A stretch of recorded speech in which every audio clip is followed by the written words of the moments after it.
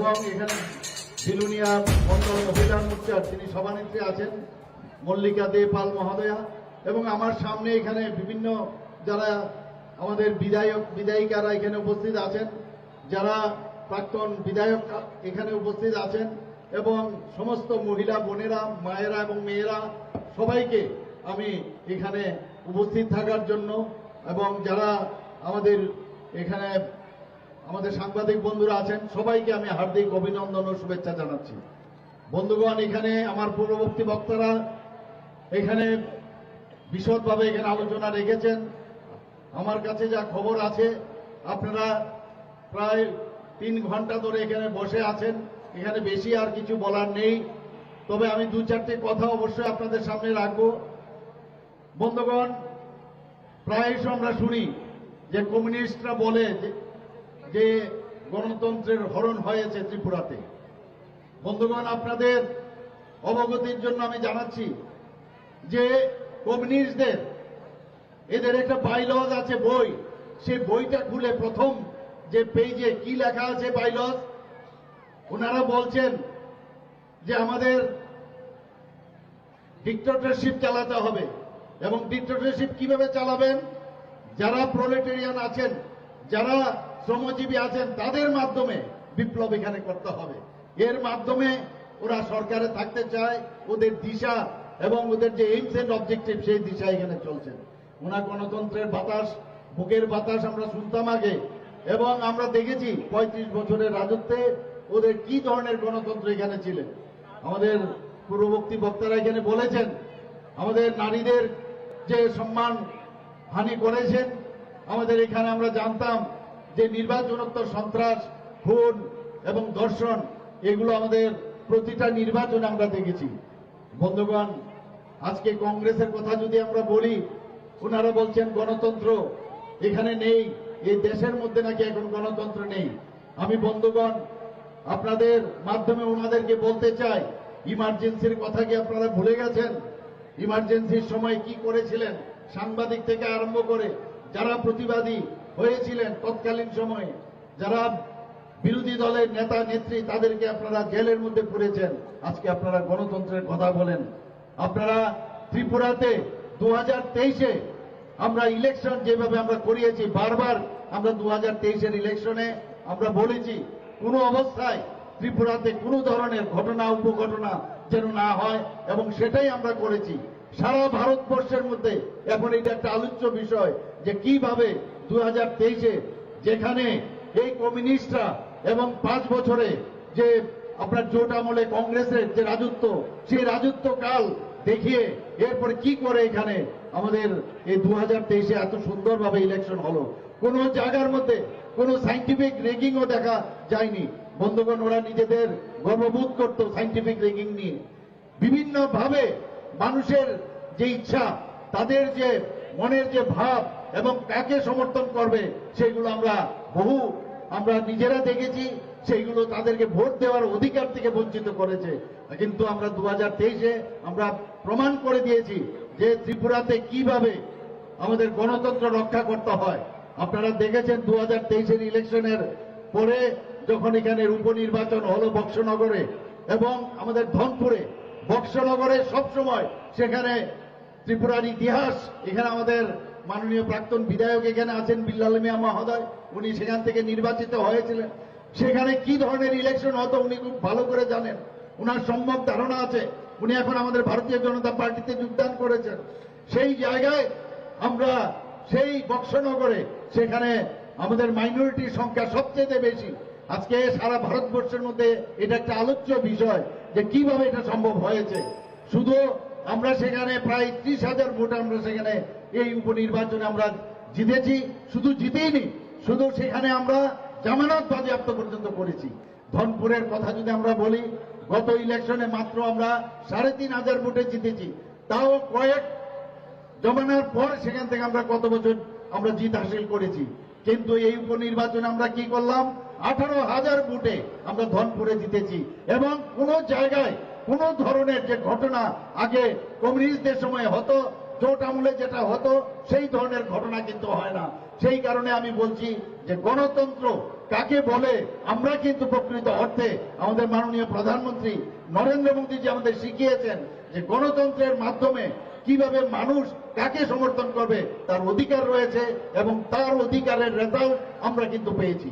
বন্ধুগণ, যেখানে যেখানে কমিউনিস্টরা রাজত্ব করেছে, আমি পশ্চিমবাংলাতে দুবার গিয়েছি, সেখানে আমি কি অবস্থা দেখছি, তৃণমূলদের অবস্থা সেখানে আমরা দেখে এসেছি যে মানুষ একবার চেয়েছিল যে না 34 বছরের যে কমিউনিস্টদের যে রাজত্ব পশ্চিমবাংলায় ছিল সেখান থেকে তার উৎখাত হোক এবং তৃণমূলকে এনেছিল, কিন্তু আমরা ওখানে কি দেখি, সেই কার্বন কপির মতোই অবস্থা, বরং আর একটু বেশি সেই অবস্থার মধ্যে পশ্চিমবঙ্গে এখন চলছে। বন্ধুগণ, আমি নিশ্চিত যে এইবার মাননীয় প্রধানমন্ত্রীজি সেখানেও 42টার মতো আসন সংখ্যা আছে, কিন্তু আমি নিশ্চিত যে এইবারও যে গত বছর 18টা আসন পেয়েছিল, এবার এর থেকেও বেশি আসন সংখ্যা পশ্চিমবঙ্গে নিশ্চয়ই পাবে।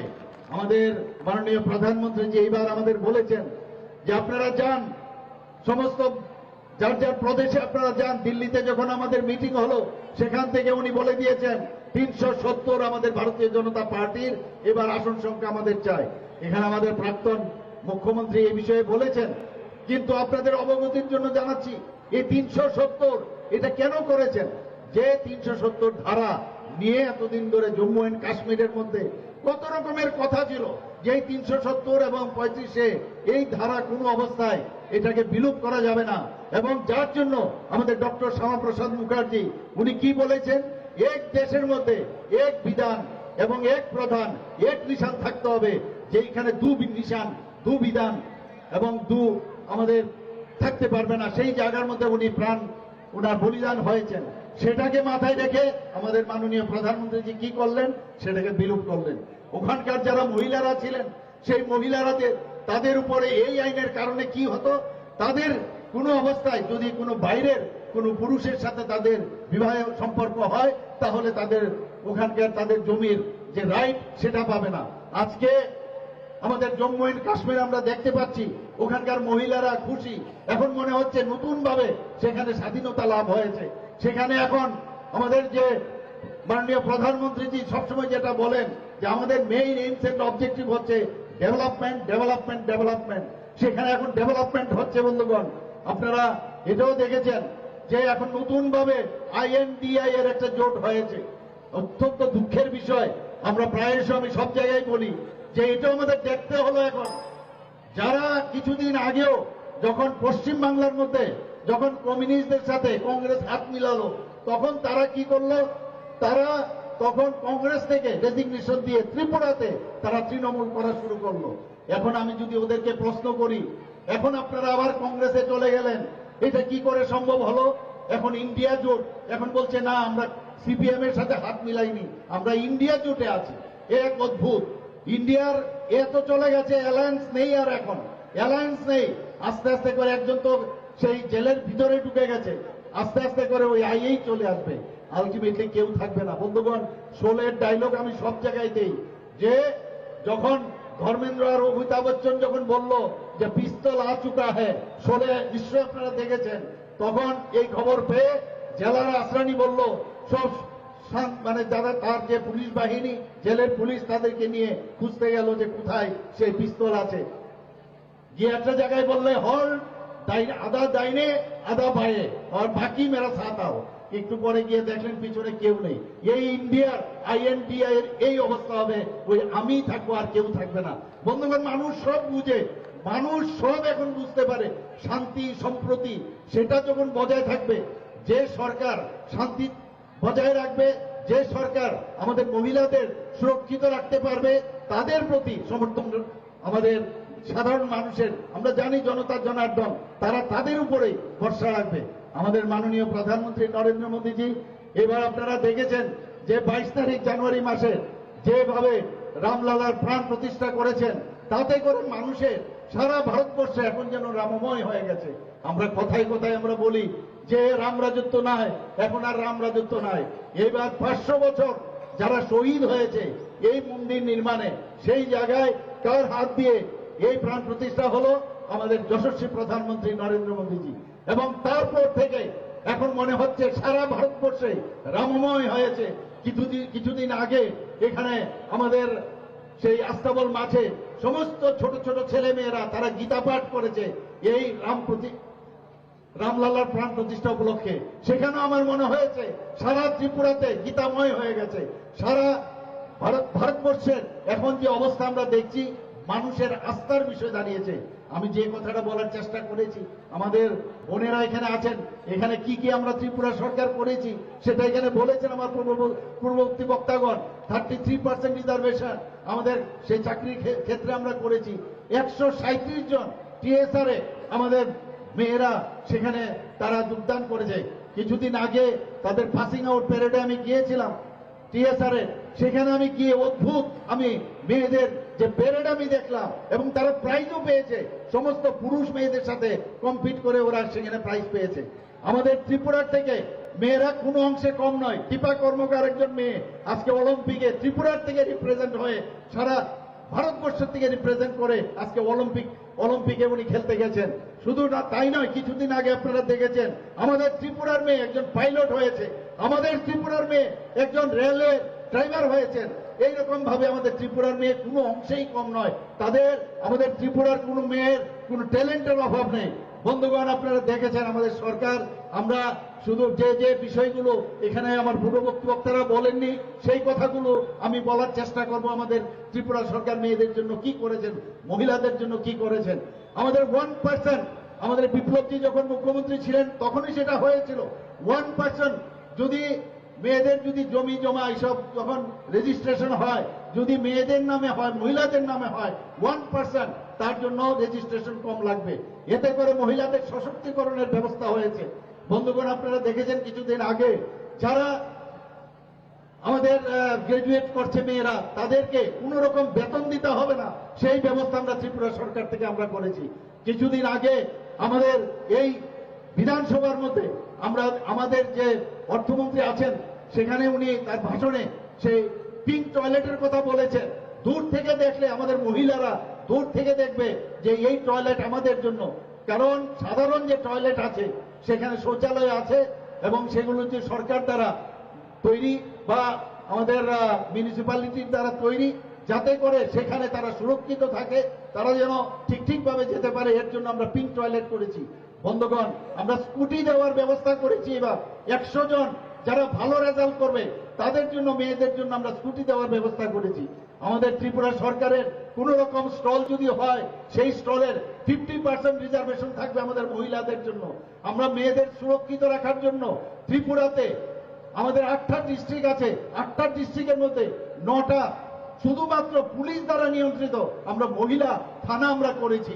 বন্ধুগণ, 8টার মধ্যে 2টো যেটা আমি বললাম 8+1, আমাদের পশ্চিম যে আমাদের যে ডিস্ট্রিক্ট আছে তার মধ্যে 2টো আমাদের পুলিশ থানা আছে। শুধু তাই নয়, 24/7 আমাদের পুলিশ সহায়তা কেন্দ্র সমস্ত যে থানাগুলো আছে সেই জায়গায় আমরা করেছি।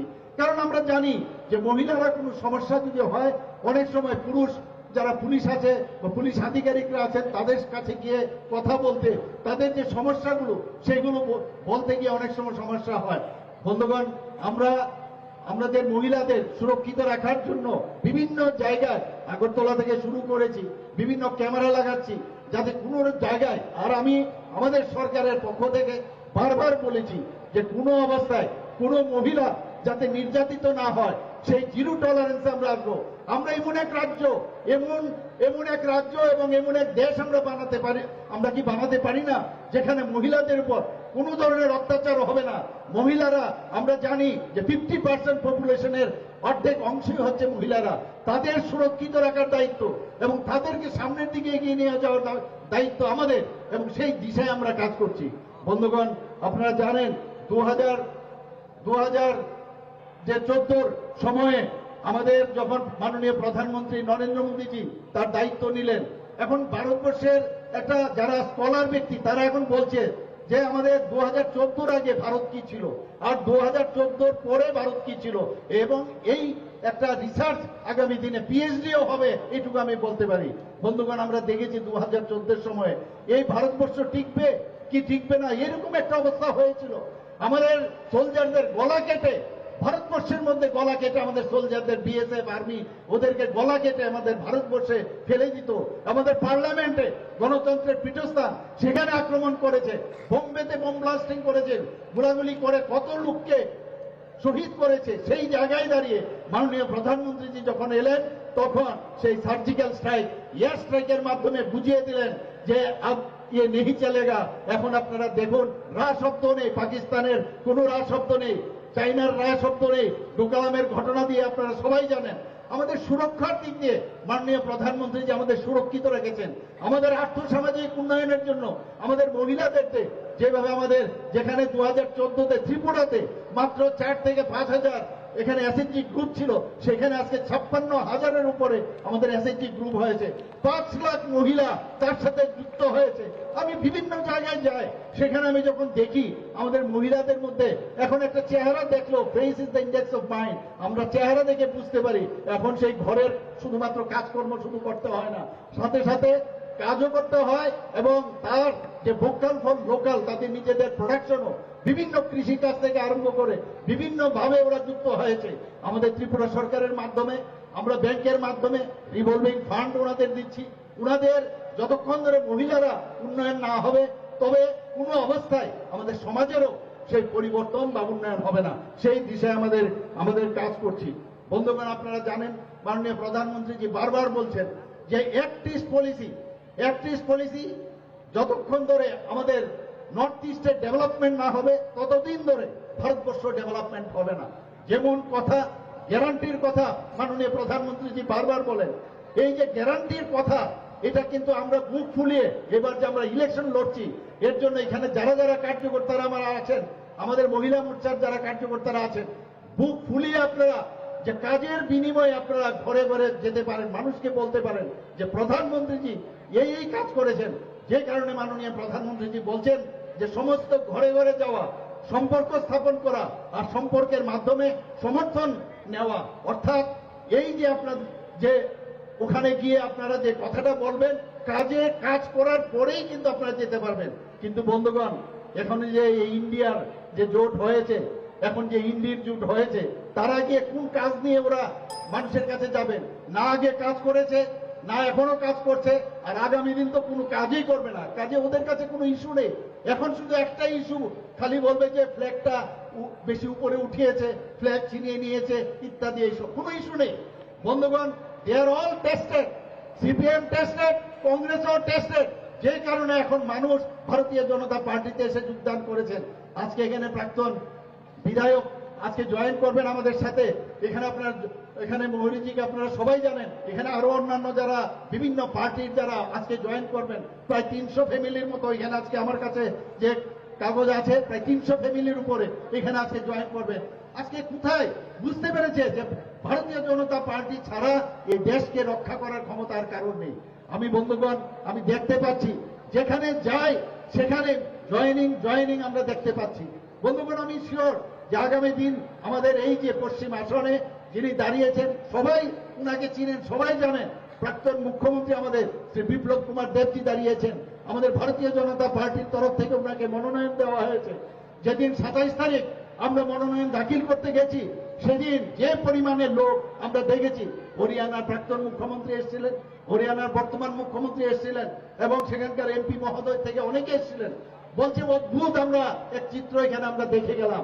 এবং রেজাল্ট 4th জুন যেটা হবে, সেটা আজকে ওনারা বলছিলেন 27 তারিখ, যে মনে হচ্ছে রেজাল্ট আজকেই বলা যাবে। শুধু তাই নয় বন্ধুগণ, 28 তারিখ যখন আমরা পূর্ব আসনে আমাদের রাজ ফ্যামিলির মহারানী কৃতি সিং দেববর্মা মহোদয়, সেখানেও যখন আমরা সেই মনোনয়ন দাখিল করতে গেছি, প্রচুর পরিমাণে লোক, প্রায় 40,000-এর মতো আমাদের জনসমর্থন সেখানে ছিল। তারা প্রসেশন করে সেখানে আমরা সেই মনোনয়ন দাখিল করেছি। সব জায়গার মধ্যে এখন মনে হচ্ছে মোদিময় হয়ে গেছে। মোদিজি বলছেন যে গ্যারান্টি আমি দিচ্ছি, মানুষকে গিয়ে বলবেন গ্যারান্টি দিচ্ছি, আমি যেটা বলেছি সেটা 100% যাতে স্যাচুরেশন হয়, তার গ্যারান্টি আমি দিচ্ছি। বিকশিত ভারত সংকল্প যাত্রা এখানে রাজীব বাবু বলেছেন যে বিকশিত ভারত, এটা শুধু এই অমৃতকাল যে চলছে, সেই বিকশিত ভারত 2024-এ আমাদের যে 2047 সনে, সেটা কি তার রেজাল্ট আমরা পাবো। আমরা প্রতি ঘরে সুশাসন ত্রিপুরা সরকারের থেকে আমরা শুরু করেছিলাম বন্ধুগণ, এবং সেই দিশায় যে আমরা মানুষের জন্য কাজ করি এবং যা যা স্কিমগুলো আছে, যে যোজনাগুলো আছে, কেউ যেন বাদ না যায় তার জন্য সমস্ত ঘরে ঘরে গিয়ে প্রতি ঘরে সুশাসন, সেটাও দ্বিতীয় পর্যায়ে আমরা বিকশিত ভারত সংকল্প যাত্রার সাথে আমরা করেছি। মাননীয় প্রধানমন্ত্রীজি আমাদের ত্রিপুরাতে প্রায় 16টার মতো এলসিডি গাড়ি, এই গ্যারান্টির গাড়ি পাঠিয়েছেন। কেন পাঠিয়েছেন? যাতে কেউ বাদ না যায়। আমার যে কাজগুলো আমরা করেছি মানুষের জন্য, এই যে এতদিন ধরে আমরা কাজগুলো করলাম, সেই কাজগুলো নিয়ে মানুষ যেন তার সুফল পায়, তার লাভ পায়, সেই বিষয়ে আমরা কাজ করছি। বন্ধুগণ, এই নর্থ ইস্টার্ন রিজনে আমি যখন মুখ্যমন্ত্রীদের সাথে বসি, আমাদের প্রাক্তন মুখ্যমন্ত্রী নিশ্চয়ই বসেছেন, তখন সমস্ত মুখ্যমন্ত্রীরা বলছেন যে এখন মনে হচ্ছে আমরা ভারতবর্ষের সাথে আছি। এমন একটা অবস্থা করে রেখেছিল, একটা আমাদের ইন্টার স্টেট বর্ডার সমস্যা। আগে 7টা আমাদের নর্থ ইস্ট স্টেট ছিল, প্রধানমন্ত্রীজি সিকিমকে সাথে নিয়ে এখন নাম দিয়েছে অষ্টলক্ষ্মী। প্রধানমন্ত্রী এমন সব নাম দেন এবং তাতে করে আমাদের মধ্যে যে একটা রিলেশন এখন ডেভেলপ করেছে। এখন আমাদের এই অ্যাক্ট ইস্ট পলিসির মাধ্যমে মাননীয় প্রধানমন্ত্রীজি সবচেয়ে বেশি, যদি আমরা সবচেয়ে বেশি ত্রিপুরার লোক সবচেয়ে বেশি আমরা তার সুফল পেয়েছি। উনি আমাদের হীরা মডেল দিয়েছেন। স্বর্ণ যুগের কথা আমরা শুনতাম, আগে যিনি 4বারের মুখ্যমন্ত্রী প্রায় বলছে যে ত্রিপুরাতে নাকি স্বর্ণযুগ চলছেন। কোথায় স্বর্ণ? আমরা তো পেলাম না। আমাদের 13,000 কোটি টাকা যে এখানে ডেট রেখে গেছেন, তারপরে আমরা এখন মাননীয় প্রধানমন্ত্রীজি এখানে হীরা মডেল দিয়েছেন। ন্যাশনাল হাইওয়ে যে 6টা এবং আরো 4টা ন্যাশনাল হাইওয়ে, তারও অনুমোদন দিয়েছেন। ইন্টারনেট, 3rd স্ট্রংগেস্ট ইন্টারনেট ত্রিপুরাতে।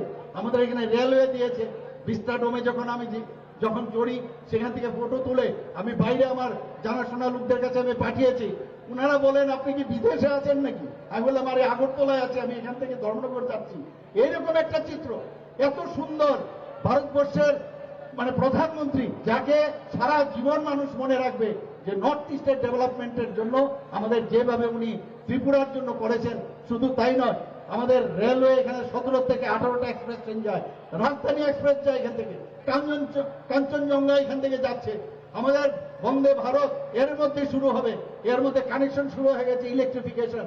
আমি যখন মালদা কিছুদিন আগে গেলাম, সেখান থেকে বন্দে ভারত দিয়ে আমি হাওড়াতে এসেছিলাম। সেখানে সেই ট্রেনের কথা ভাবতাম, আর কবে ত্রিপুরাতে স্টার্ট হবে সেই চিন্তা ভাবনা করছিলাম। আমি আধিকারিকদের সাথে কথা বলেছিলাম, ওনারা বলছেন যে সার্ভে হয়ে গেছে, সেটা কিছুদিনের মধ্যে শুরু হবে। কিছুদিন আগে আমি নর্থে গিয়েছিলাম, সেখানে দেখলাম অলরেডি ইলেকট্রিফিকেশনের কাজ শুরু হয়ে গেছে এবং অল্প দিনের মধ্যে আপনারা দেখবেন সেই বন্দে ভারতও ত্রিপুরাতে, সেই আমাদের এই সাউথে সব জায়গায় চলে আসবে। এইরকম হচ্ছে আমাদের মাননীয় প্রধানমন্ত্রীজি। আমাদের এখানে মাননীয় প্রধানমন্ত্রীজি যেভাবে মানুষের জন্য কাজ করেন, এখানে মহিলারা ছাড়া আছেন, অনেকে সারনেমে নিয়ে অনেকের সমস্যা হয়। প্রধানমন্ত্রীজি বলছেন মেয়েদের সারনেমের কোনো চেঞ্জ করার কোনো দরকার নেই, সারনেম যেটা আছে সেটা রাখলেও কোনো অসুবিধা নেই, থাকলেও মানে না রাখলেও কোনো অসুবিধা নাই। এই হচ্ছে আমাদের মাননীয় প্রধানমন্ত্রী। আমি আজকে এত ভালো লাগলো, এখানে মহিলা মোর্চার সভানেত্রী মিমি মজুমদারকে আমি ধন্যবাদ দেব এবং এই মন্ডলের যিনি সভানেত্রী ওনাকে আমি ধন্যবাদ দেব যে এত সুন্দর একটা মহিলাদের, আমাদের বোনদের এখানে উনি জমায়েত করেছেন। আমি সবাইকে, যারা আজকে সঠিক সময়ে সঠিক সিদ্ধান্ত নিয়েছেন, এখনো দেরি হয়নি, যারা এখানে আজকে জয়েন করেছেন, তাদের ভারতীয় জনতা পার্টির পক্ষ থেকে